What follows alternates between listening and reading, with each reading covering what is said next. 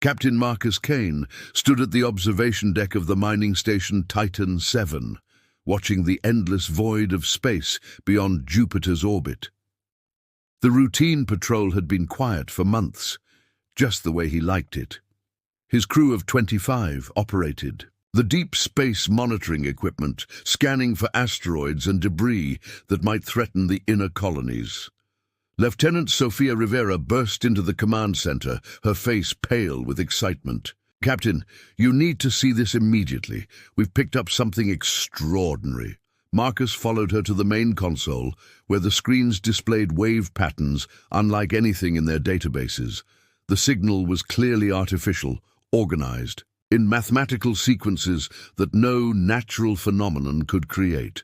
It pulsed with desperate urgency. "Computer, begin translation protocol," Marcus ordered.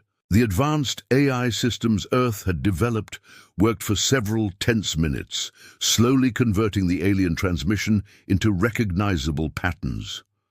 What emerged on the screen made both officers step back in shock. The message showed a beautiful world with crystal cities and flowing rivers.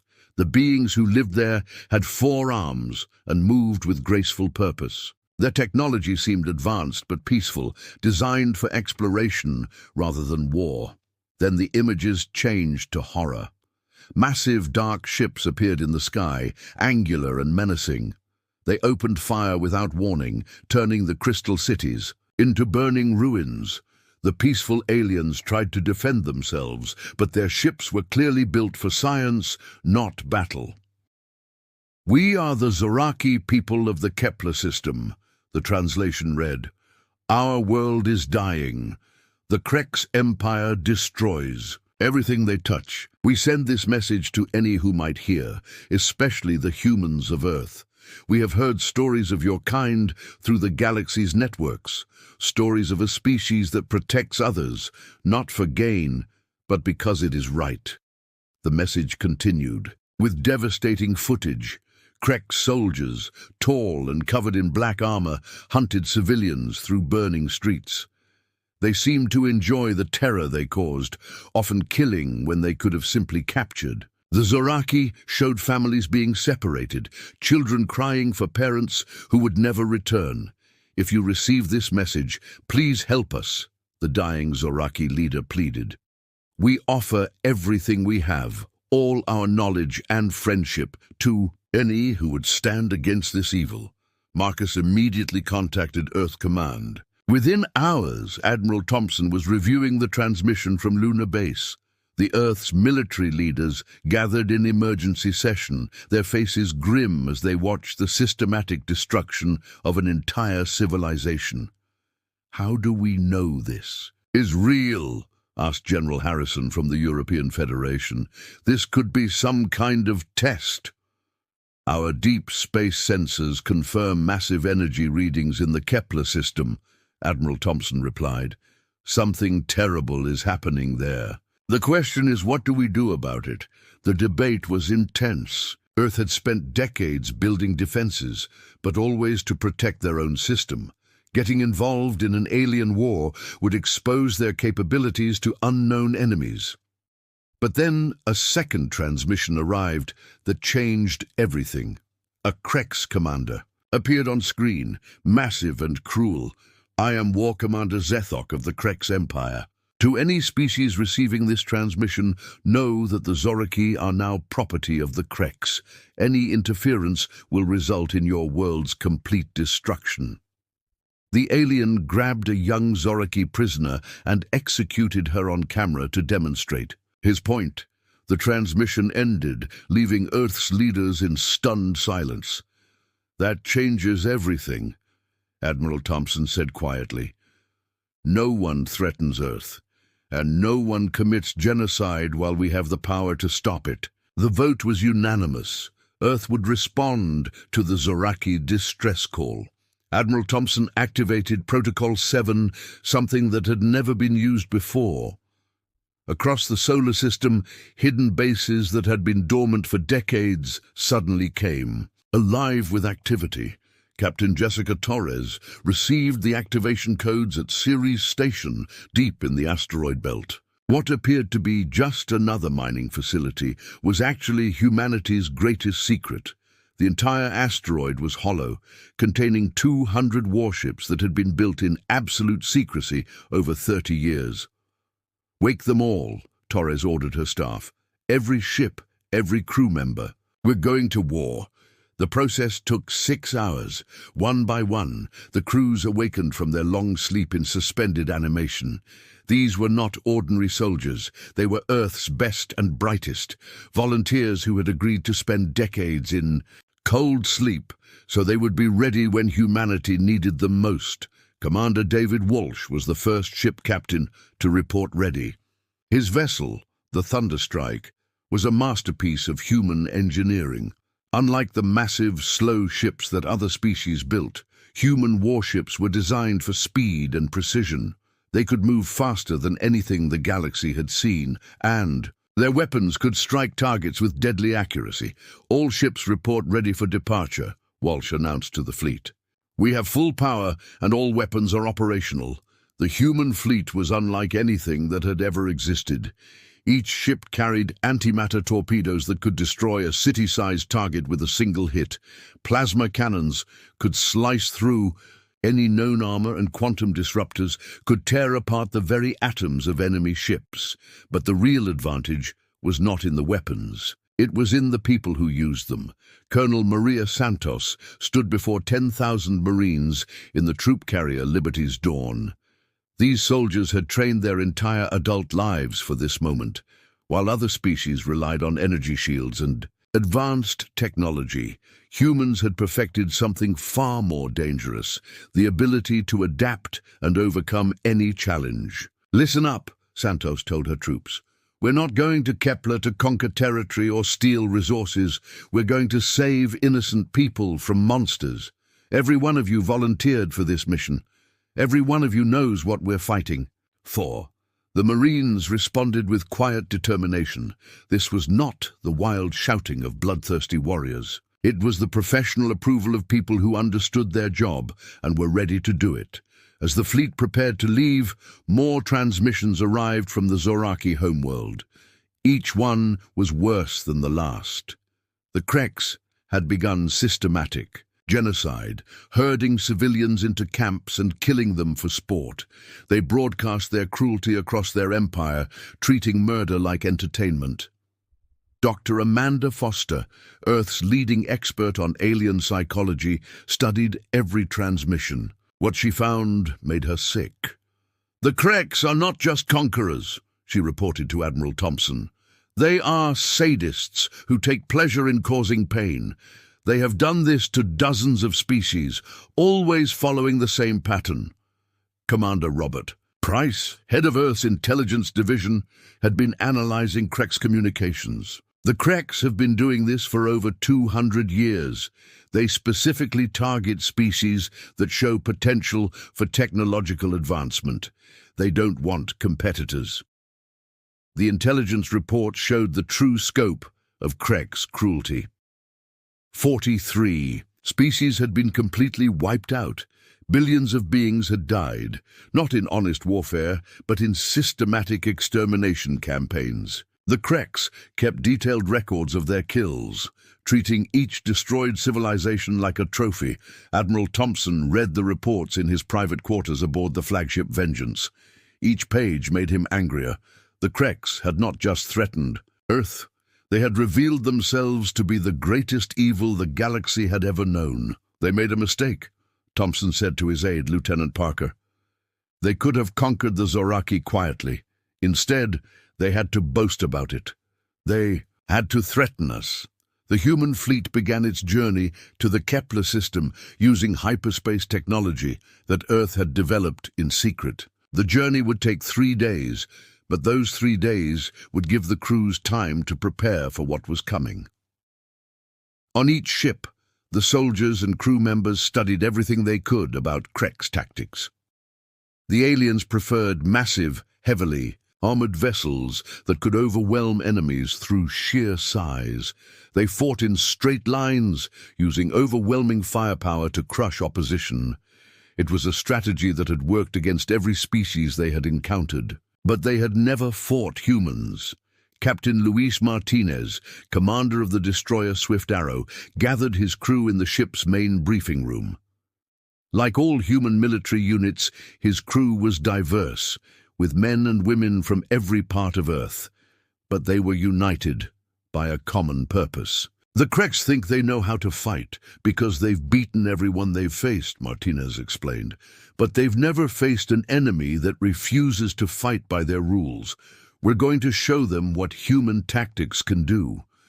The human approach to warfare was based on flexibility and creativity. Where other species had rigid formations and predictable strategies, humans could adapt their tactics in the middle of battle. They could coordinate attacks across multiple dimensions, using speed and surprise to overcome superior numbers. More importantly, humans fought with a moral purpose that gave them strength. They were not conquering for territory or resources. They were fighting to protect innocent people from monsters. As the fleet moved through hyperspace, the final transmissions from the Zaraki homeworld arrived. The images were almost too horrible to watch. Krek soldiers hunted Zaraki children through burning cities. Families were separated and killed for no reason other than Krek's entertainment. But one transmission was different. A group of Zoraki survivors had managed to reach an underground shelter. Their leader, an elderly Zoraki named Elder Vex, spoke directly to the camera. "If anyone receives this message, know that we have not given up hope," the old alien said. "We believe that somewhere in the galaxy there are people who still believe in justice. We hold on to that belief even as our world dies around us." The transmission ended, leaving the human fleet in angry silence. Admiral Thompson made a ship-wide announcement to the entire fleet. "In 72 hours, we will arrive at the Kepler system. The Kreks expect us to fight like every other species they have encountered. They expect us to be afraid of their superior numbers and larger ships." He paused, looking out at the stars, rushing past the ship's windows. "They're about to learn that humans don't fight like anyone else. We don't fight for conquest or glory. We fight for justice, and we never, ever give up." The human fleet continued its journey through hyperspace, carrying with it the hopes of a dying species and the promise of justice for those who had no other defenders. 3 days later, they arrived at the edge of the Kepler system. What they found was exactly what the intelligence reports had predicted. The Krek's blockade fleet hung in space like a wall of black metal and death. 50 massive ships, each one larger than anything humanity had ever built, were arranged in a perfect line. "Impressive," said Commander Walsh from his position at the tactical station. "They certainly believe in making a statement." Admiral Thompson studied the enemy formation with cold eyes. The Kreks had clearly never fought an enemy that understood modern space warfare. Their ships were arranged in a straight line, presenting maximum target area to any attacking force. "Send a message to all ships," Thompson ordered. "Attack pattern Delta, full spread formation. Show these aliens what human tactics look like." The human fleet scattered across 3 dimensions like a school of fish avoiding a predator. The Kreks had expected to face another species that would approach in orderly formation, matching ship to ship in honorable combat. Instead, they found themselves facing an enemy that moved in ways they had never seen before. Captain Martinez, aboard the Swift Arrow, led the first attack wave. His destroyer, along with 20 other fast attack ships, came in from above the Kreks formation at maximum speed. The enemy ships tried to turn their massive guns upward, but human vessels were too fast and too small to track effectively. "Fire antimatter torpedoes," Martinez ordered. "Full spread, target their command ship." The torpedoes streaked through space like tiny stars, each one carrying enough destructive power to level a mountain. The Krek's command ship tried to activate its defensive shields, but the antimatter weapons punched through the energy barriers like they were made of paper. The explosion lit up the entire battlefield. Where the Krek's flagship had been, there was now only expanding gas and debris. The enemy fleet, which had seemed so intimidating moments before, suddenly looked vulnerable and confused. War Commander Zethok, commanding the Krek's forces from his personal dreadnought, watched in shock as his most powerful ship simply vanished. In 200 years of conquest, no enemy had ever destroyed a Krek's vessel so quickly or so completely. "Return fire," he roared at his weapons officers. "Destroy them all." The Krek's ships opened fire with everything they had. Massive energy beams lanced out toward the human fleet, but the human ships were no longer where the Krek's expected them to be. Captain Torres led his squadron in a diving attack from below, while Commander Walsh brought his ships in from the flanks. The human plasma cannons began their deadly work. Unlike the crude energy weapons of the Krek's, human plasma lances were precise, surgical instruments. They sliced through Krek's armor with clean, efficient cuts, targeting engine cores and weapon systems with deadly accuracy. "Their shields are down," reported Lieutenant Davis from the sensor station. "Whatever technology they're using, it can't handle our plasma frequency." The battle became a massacre. Krek's ships, designed to intimidate weaker opponents, found themselves helpless against human speed and firepower. One by one, the massive alien vessels were cut apart by weapons they couldn't defend against. Commander Price, monitoring enemy communications from his intelligence ship, listened to the growing panic in Krek's transmissions. The aliens were reporting weapons and tactics they had never encountered before. Their commanders were demanding to know what species could fight with such devastating effectiveness. "They're completely unprepared for this," Price reported too. "Admiral Thompson, their entire military doctrine is based on overwhelming weaker opponents. They've never faced anyone who could match their firepower. The Krek's tried to adapt their tactics, but it was too late. Human ships moved in coordinated swarms, attacking from multiple directions at once. Every time the Krek's turned to face one, a threat, another would appear from their blind spot. Captain Ross, commanding the heavy cruiser Thunder, led his ship directly through the center of the enemy formation. His guns blazed continuously, cutting down Krek's vessels on both sides as he passed. It was a maneuver that no other species would have attempted, but human ships were built for exactly this kind of aggressive tactics. "This is too easy," Ross muttered to his weapons officer. "They fight like they're still in the Stone Age." Within 2 hours, the entire Krek's blockade fleet was destroyed. 50 ships that had terrorized the galaxy for decades were now nothing but debris floating in space. Human casualties were minimal. 3 ships with minor damage and less than 50 personnel injured. Then something unexpected happened. A transmission came from the surviving Krek's forces near the Zoraki homeworld. War Commander Zethok himself appeared on screen, his grey skin pale with shock. "Unknown human vessels." The translation software converted his words into English. "I am War Commander Zethok of the Krek's Empire. You have demonstrated superior military capability. According to the laws of warfare, I offer the surrender of all Krek's forces in this system." Admiral Thompson stared at the screen in disbelief. Commander Walsh, standing beside him, looked equally confused. "He's surrendering?" Walsh asked. "After what they've done to the Zoraki." The Krek's transmission continued. "We offer tribute and non-aggression treaties.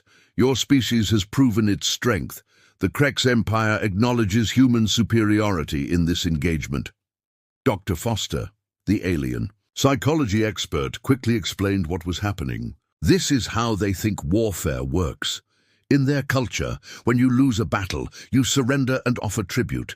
They expect us to accept their submission and leave them alone." Admiral Thompson felt a cold rage building in his chest.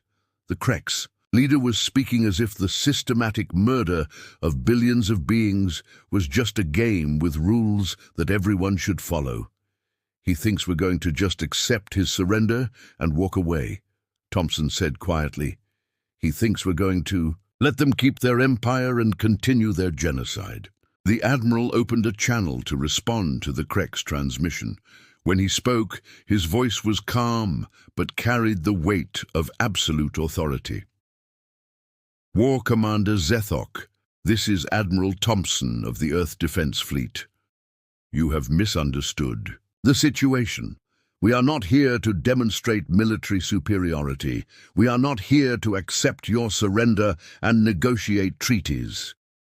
He paused, making sure his words were being translated correctly. We are here for justice.